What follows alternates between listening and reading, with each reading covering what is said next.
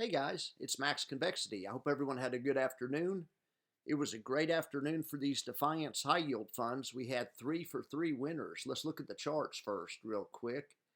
There we have Russell. That's what IWMY trades. That's a nice looking chart. Continue the melt up.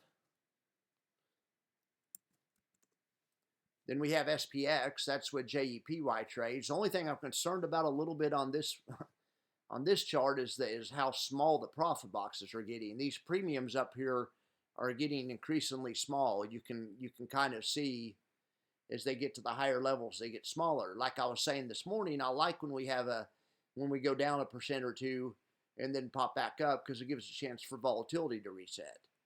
So anyway, let's look at this other one. Let's look at NDX and see how it looks. Beautiful.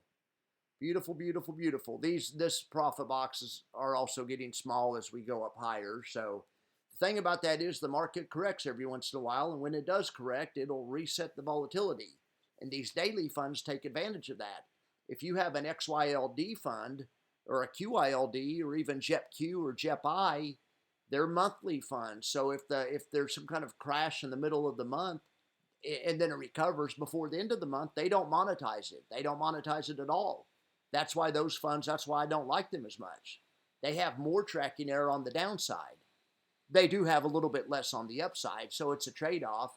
The daily resets are great for protecting against downside. They have a lot of built-in buffer because of the daily reset. That's why I love these daily funds so much.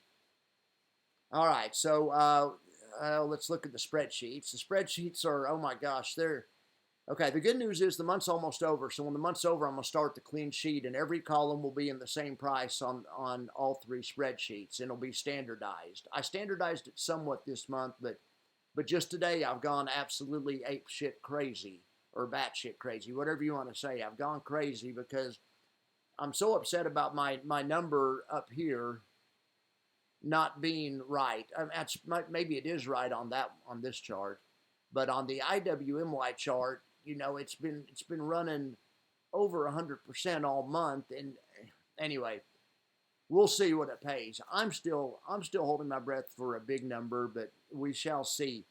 I just want this number not to get people's hopes up next time if it is true that they didn't need to get their hopes up. So I've made 3 new columns. And I hate new columns. I don't want to do this, but at the same time, I want to be accurate. Anyway, I'm going to look at each of these 3 columns and figure out which way is the best way of determining, you know, of projecting potential income. And then what I'll do is on the next month, I will put whatever method that is, the result of it up here, so people know what to cheerlead for and can see kind of a number that encapsulates how we're doing. But what I did is I made a running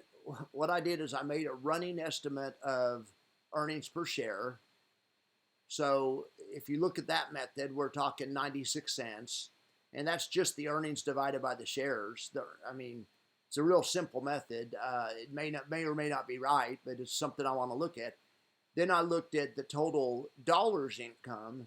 This one was in earnings per share. This one is in dollars and percentages. I looked at the total running dollar income and divided it by the shares outstanding. This way, whenever somebody comes in and buys a bunch of shares and dilutes the price, I still don't agree with that or really fully understand it. But, I mean, I understand it, but it makes me mad. But that way, this column reflects that reality of having to split the profit with more shareholders. All right, and this is the extrinsic method. This is if you just total up the extrinsic income and divide it by the shares outstanding. And I think all 3 of these methods have, have good and bad points to them. But I'll know a lot more after we see their estimate. I'm going to look at all 3 stocks and ETFs. I'm going to look at what they actually paid, and I'm going to look at the spreadsheet and see which one of these methods was the closest to projecting their actual pay. Or if this method was. I still like this method. I mean, this is true. This is how much they caught on average. These guys captured 8 cents a share per day on average. There's freaking 19 days in a month. There's 21 in some, 20 in some, and 19 in this one. So 19 times that should be right. but it doesn't factor in share dilution. So, I mean, anyway, don't get me started. Okay. This update's gone a little bit off the rails. This is more like a late night with Jackson Max. So while I have you on the line, let me plug that. We're going to be on tonight about 10 or 11, and we're going to have a show, and I'll talk in more depth about some of this stuff, at that time. But I want to try to keep these updates short and clean. So in that vein, I'm going to let you guys go, get back to your day, enjoy your family, get some dinner, and I'll see you tonight. If you'd like to join me tonight, it's not going to be a live stream, but I'll record it about 10 and then I'll post it. Most people will probably see it in the morning. I have some fans, I guess, or some listeners from the West Coast, and I do post it as a premiere, and then I stay online while it's playing and answer questions. So it's kind of a quasi live stream. Anyway, I get a lot of responses from West Coast people. I had like 18 people last night watching it at the height. And then the night before last, or a few nights ago, I was talking to people in Malaysia and in Asia.